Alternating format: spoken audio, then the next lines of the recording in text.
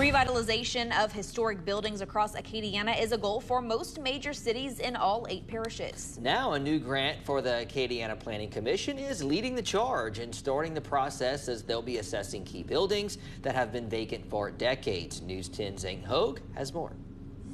Kay Jones with the Acadiana Planning Commission says their Brownfield assessment grant they received is going to help them assess and plan revitalization for underused properties in Acadiana.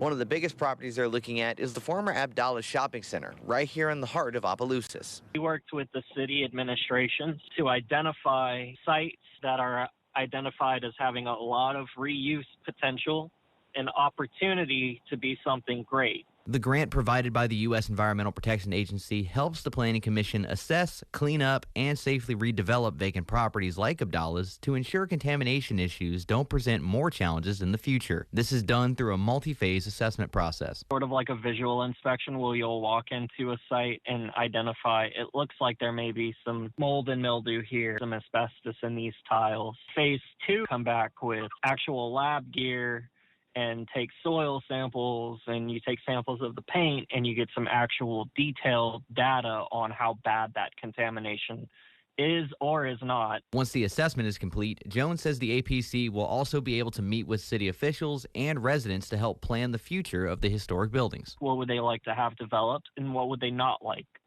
So we're making sure to keep this an open, transparent process where we're working with the community, with the property owners, and with the city to make sure, things are getting planned that is actually a community benefit that we're hearing directly from them. The assessments will not end at Abdallah's and Opelousas. As Jones says, there's already plans to assess buildings in Abbeville, Eunice, and Ville Platte to begin the revitalization process. Zane Hogue, KLFY News 10.